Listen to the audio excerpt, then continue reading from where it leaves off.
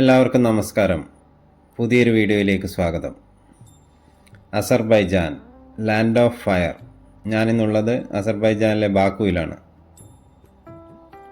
95% 95% Muslim പോപ്പുലേഷനുള്ള അസർബൈജാനിൽ ഒരു ഹിന്ദു ക്ഷേത്രമുണ്ടെന്ന് പറഞ്ഞാൽ നിങ്ങൾ വിശ്വസിക്കുമോ? എന്നാൽ ഇന്നെൻ്റെ യാത്ര ആ ക്ഷേത്രം കാണാനാണ്, ആ ടെമ്പിൾ കാണാനാണ്. The Fire Temple of Baku. Ateshgah fire temple, Baku. Baku സിറ്റിയിൽ നിന്നും 18 കിലോമീറ്റർ അകലെ ഏകദേശം 20 മിനിറ്റോളം ഡ്രൈവ് ചെയ്താൽ എത്തിപ്പെടാവുന്ന ഒരു സ്ഥലത്താണ് ഈ ഫയർ ടെമ്പിൾ സ്ഥിതി ചെയ്യുന്നത്. ഈ ഫയർ ടെമ്പിൾ യുനെസ്കോയുടെ വേൾഡ് ഹെറിറ്റേജ് ലിസ്റ്റിൽ ഇടം പിടിച്ച ഒരു ക്ഷേത്രമാണ്. 1998 യുനെസ്കോ വേൾഡ് ഹെറിറ്റേജ് ലിസ്റ്റിൽ ഈ ക്ഷേത്രത്തിൻ്റെ പേരും ഉൾപ്പെടുത്തിയത്. ബാക്കു ഫയർ ടെമ്പിളിൻ്റെ സന്ദർശന സമയം രാവിലെ 10 മണി മുതൽ വൈകുന്നേരം 7 മണി വരെയാണ്. ഈ കാണുന്നതാണ് ബാക്കു ഫയർ ടെമ്പിളിൻ്റെ എൻട്രൻസ്. വിസിറ്റേഴ്സിൻ്റെ വാഹനം പാർക്ക് ചെയ്യാനുള്ള സൗകര്യങ്ങളൊക്കെ ഉള്ളിൽ തന്നെയുണ്ട്. അവിടെ പാർക്ക് ചെയ്തു ഞങ്ങളുടെ വാഹനം. അതിനുശേഷം ഞങ്ങളെല്ലാവരും മുന്നോട്ട് നടന്നു പോയി. കുറച്ച് ദൂരമുണ്ട് അങ്ങോട്ട് നടക്കാൻ. കോമ്പൗണ്ടിൻ്റെ ഉള്ളിൽ തന്നെയാണ്.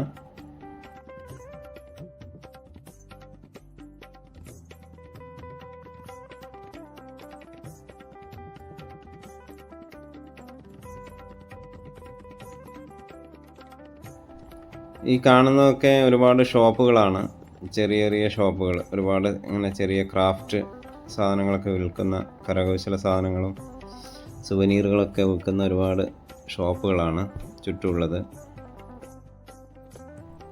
ഫയർ ടെമ്പിളിൻ്റെ എൻട്രൻസ് ഫീ വരുന്നത് ഒരാൾക്ക് 9 മന്നത്താണ്. അസർബൈജാൻ്റെ കറൻസിയാണ് മന്നത്ത്. 9 മന്നത്ത്.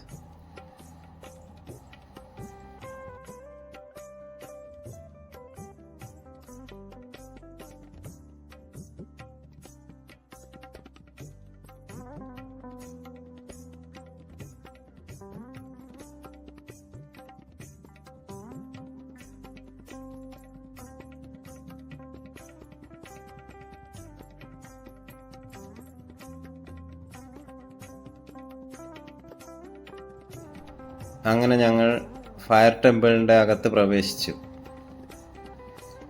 ഇതാണ് അതിപുരാതനമായ ഫയർ ടെമ്പിൾ. ഇതിന് ഈ പേര് വരാൻ കാരണം ഇവിടെ ആരാധിക്കുന്നത് തീയാണ്, അഗ്നിയാണ് ആരാധിക്കുന്നത്. ഇത് നാച്ചുറൽ ഗ്യാസാണ്, ഇവിടുന്ന് നാച്ചുറലി വരുന്ന തീയാണ്. ഈ ടെമ്പിൾ 2-3 സ്ഥലത്ത് ഇതേപോലെ തീ വരുന്നുണ്ട്. ഇത് നാച്ചുറലായിട്ട് വരുന്നതാണ്, ഭൂമിക്ക് അടിയിൽ നിന്ന് വരുന്ന ഗ്യാസാണ്. അത് ഇങ്ങനെ കത്തിക്കൊണ്ടേയിരിക്കുന്നു. എത്രയോ വർഷമായി ഇതിങ്ങനെ കത്തിക്കൊണ്ടേയിരിക്കുന്നു. ഈ ക്ഷേത്രത്തെക്കുറിച്ച് പറയുമ്പോൾ, ഈ ക്ഷേത്രം നിർമ്മിച്ചത് ഏകദേശം 17-18 നൂറ്റാണ്ടിലാണ്. സിഖുകാരുമായി ബന്ധപ്പെട്ട ബാക്കു ആസ്ഥാനമായിട്ടുള്ള ഹിന്ദു സമൂഹമാണ്, ഹിന്ദു കമ്മ്യൂണിറ്റി. അവരാണ് ഈ ക്ഷേത്രം നിർമ്മിച്ചത്. എന്നിരുന്നാലും ഈ ക്ഷേത്രത്തിൻ്റെ ചരിത്രം പറയുന്നത് പുരാതന കാലം മുതൽ തന്നെ ഇതൊരു വിശുദ്ധമായ ഒരു പ്രത്യേകതയുള്ള ഒരു സ്ഥലമായിരുന്നു എന്നാണ്. കാരണം വെച്ച് കഴിഞ്ഞാൽ ഇവിടെ അന്ന് മുതൽ തന്നെ ഈ തീ, അഗ്നി ഉണ്ടായിരുന്നു. അപ്പോൾ അഗ്നിയെ ആരാധിക്കുന്നവരാണ് പണ്ട് മുതലേ ഉണ്ടായിരുന്നവർ. അപ്പോൾ അവർ ഇങ്ങനെ സ്ഥിരമായിട്ട് കത്തിക്കൊണ്ടിരിക്കുന്ന അണയാത്തൊരു അഗ്നി കണ്ടപ്പോൾ അതിനൊരു ആ സ്ഥലത്തിനൊരു പ്രാധാന്യം കൊടുത്തു അവർ. അങ്ങനെ അവർ ആ അഗ്നിയെ ആരാധിച്ച് വന്നു എന്നും പറയുന്നുണ്ട്. നല്ല ചരിത്രമാണ്. നമ്മുടെ ഗ്രൂപ്പിൻ്റെ ഗൈഡ് ഉസാല അവിടുത്തെ ഹിസ്റ്ററികളും കാര്യങ്ങളൊക്കെ പറഞ്ഞു തന്നിരുന്നു, എല്ലാം എക്സ്പ്ലെയിൻ ചെയ്തു തന്നു. ഈ ക്ഷേത്രത്തിന് ചുറ്റും ഒരുപാട് റൂമുകളുണ്ട്. ഓരോ റൂമും ഓരോ പ്രത്യേകതയുള്ള റൂമുകളാണ്. ഗസ്റ്റ് റൂമുകളുണ്ട്, പുരാതന കാലത്ത് അവർ ഇരുന്ന സ്ഥലങ്ങൾ, കിടന്ന സ്ഥലങ്ങൾ, അവർ ആരാധിച്ചിരുന്ന സ്ഥലങ്ങൾ, അങ്ങനെ ഒരുപാട് റൂമുകൾ ചുറ്റും ഇങ്ങനെ 1 by 1 ആയിട്ട് നമുക്ക് ഇങ്ങനെ കയറി പോകാൻ പറ്റും. അവിടെയൊക്കെ അതിൻ്റെ പഴയകാല ഫോട്ടോകളും ഒക്കെ അവിടെ ഉണ്ട്. ഇതൊക്കെ റിനോവേറ്റ് ചെയ്തതാണ് ഇപ്പോഴ്, പണ്ട് ഇങ്ങനെ ആയിരിക്കില്ലല്ലോ. അതിൻ്റെ പഴയ ഫോട്ടോകളൊക്കെ അവിടെ ഉണ്ട്.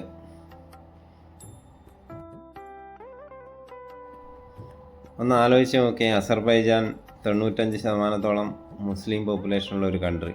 പക്ഷേ പുരാതന കാലത്ത് അവിടെയും ഹിന്ദുക്കൾ ഉണ്ടായിരുന്നു.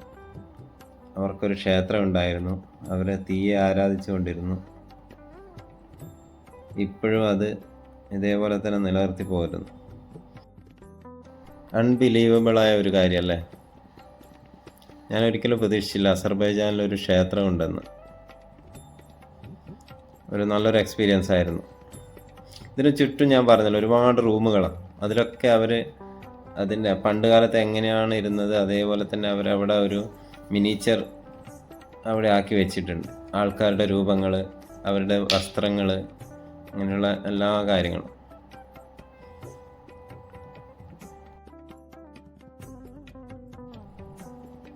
മുഴുവനായും കല്ലുകൊണ്ടാണ് അത് നിർമ്മിച്ചിരിക്കുന്നത്. ഓരോ റൂമിലും കയറുമ്പോൾ അതിൻ്റെ ഡോറുകളൊക്കെ കാണാം, പഴയ ഡോറുകൾ. അതൊക്കെ അതേപോലെ തന്നെ അവർ ഇപ്പോഴും അത് മെയിൻറ്റെയിൻ സൂക്ഷിച്ച് പോകുന്നുണ്ട്. അവരുപയോഗിച്ച പാത്രങ്ങൾ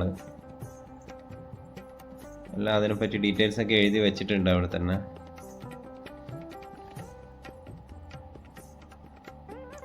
അവരിരുന്ന് സംസാരിക്കുന്ന ആ ഒരു രൂപങ്ങൾ പണ്ട് കാലത്തെ കണ്ടു കഴിഞ്ഞാൽ ഒറിജിനലാണെന്ന് തോന്നും.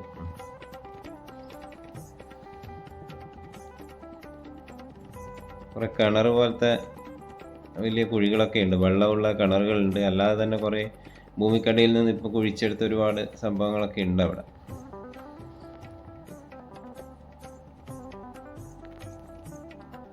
പണ്ട് കാലത്ത് അവർ വർക്ക് ചെയ്ത് കൊണ്ടിരുന്നതും അതൊക്കെ അവരവിടെ ഇങ്ങനെ സെറ്റ് ചെയ്ത് വെച്ചിട്ടുണ്ട്.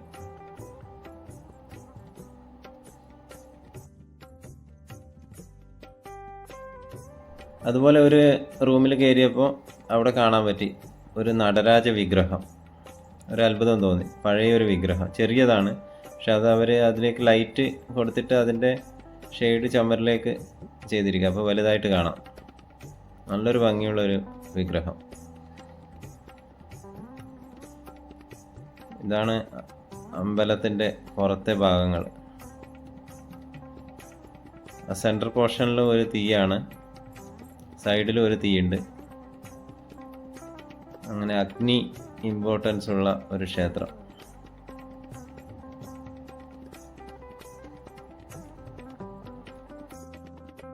എൻ്റെ ഈ യാത്രയിൽ ഒരുപാട് അസർബൈജാനിൽ അഗ്നിയുമായി ബന്ധപ്പെട്ട ഒരുപാട് സ്ഥലങ്ങൾ സന്ദർശിച്ചു.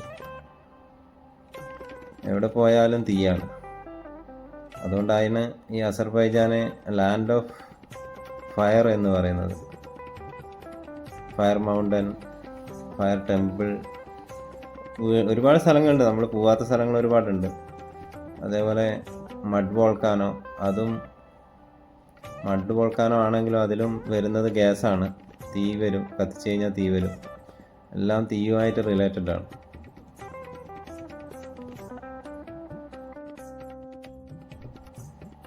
ഇവിടെ ഒരു കിണർ കാണാൻ പറ്റി. താഴോട്ട് നോക്കുമ്പോൾ ഒരു കിണർ, വെള്ളമുണ്ട് അതിൽ. അതൊക്കെ കവർ ചെയ്ത് വെച്ചിട്ടുണ്ട്. കൂടാതെ ഒരുപാട് സ്ഥലങ്ങളൊക്കെ ഇങ്ങനെ ഗ്ലാസ്സൊക്കെ വെച്ച് കവർ ചെയ്തിട്ടുണ്ട്. താഴോട്ട് നോക്കുമ്പോൾ വലിയൊരു ഹോളാണ് കണ്ടത്. പണ്ട് കാലത്ത് എന്തെങ്കിലും ചെയ്തിരുന്നതാവാം അതിൽ. എനിവേ നല്ല തിരക്കായിരുന്നു. വെക്കേഷൻ ടൈം ആയതുകൊണ്ട് നല്ല വിസിറ്റേഴ്സ് ഉണ്ടായിരുന്നു. കൂടുതലും മലയാളീസ് തന്നെയാണ്. പഴയ കാലത്തെ ഫോട്ടോസും കാര്യങ്ങളൊക്കെ അവിടെ വെച്ചിട്ടുണ്ട്. നല്ല തണുപ്പായിരുന്നു അതിൻ്റെ ഉള്ളിൽ, കാരണം വെച്ചാൽ കല്ലുകൊണ്ട് ഉണ്ടാക്കിയതാണല്ലോ. പഴയ ഡോറൊക്കെ കണ്ടോ? മനോഹരമായൊരു ആർക്കിടെക്ചറൽ ക്ഷേത്രം, നല്ല ഭംഗിയുണ്ട്. കൂടുതലായിട്ടൊന്നും കാണാനുമില്ല, എന്നാലും പഴയൊരു പുരാതനമായൊരു സ്ഥലം. അതായത് നടുക്കത്തെ പോർഷനാണ്. ഇവിടെയാണ് മെയിൻ അഗ്നിയുള്ളത്. അവിടെ ചിലരൊക്കെ വന്ന് എന്തൊക്കെ ഇടുന്നുണ്ട്. ഇതൊക്കെ എത്രയോ വർഷങ്ങളായി, 18-ാം നൂറ്റാണ്ടിലാണ് ഈ ക്ഷേത്രം ഉണ്ടാക്കിയത്. അന്ന് മുതലേ, അതിനു മുന്നേ ഇവിടെ തീയുണ്ട് എന്നാണ് പറയുന്നത്. അതിങ്ങനെ കത്തിക്കൊണ്ടേ ഇരിക്കുകയാണ്. അസർബൈജാനിൽ മുഴുവനായിട്ടും ഗ്യാസ് ഒരുപാട് സ്ഥലത്ത് ഭൂമിക്കടിയിൽ നിന്ന് വരുന്നുണ്ട്. അതായിരിക്കും ഇങ്ങനെ തീ ഉണ്ടാകുന്നത്. എനിവേ നല്ലൊരു എക്സ്പീരിയൻസ് ആയിരുന്നു. ആ ക്ഷേത്രം കണ്ടതിൽ വളരെ സന്തോഷം. എല്ലാവരും ഹാപ്പി ആയിരുന്നു. അങ്ങനെ ഞങ്ങൾ അവിടെ നിന്ന് ഇറങ്ങി. എൻ്റെ ഫ്രണ്ടിൽ വെച്ച് ഒരുപാട് ഫോട്ടോസൊക്കെ എടുത്തു.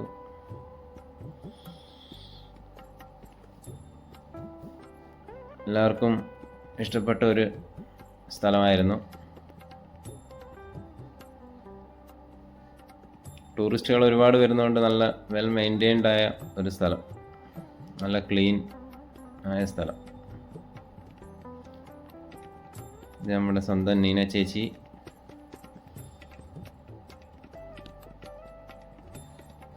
അങ്ങനെ ഞങ്ങൾ 20 അംഗ ടീം വീണ്ടും അടുത്ത ഡെസ്റ്റിനേഷനിലേക്ക് പോകാൻ വേണ്ടി ബസ്സിലേക്ക് പോവുകയാണ്. അപ്പോൾ ഈ ചെറിയ വീഡിയോ നിങ്ങൾക്ക് ഇഷ്ടപ്പെട്ടെന്ന് വിചാരിക്കുന്നു. അടുത്ത വീഡിയോ ആയിട്ട് ഉടൻ തന്നെ വരുന്നതായിരിക്കും. അതുവരേക്കും ബൈ ബൈ.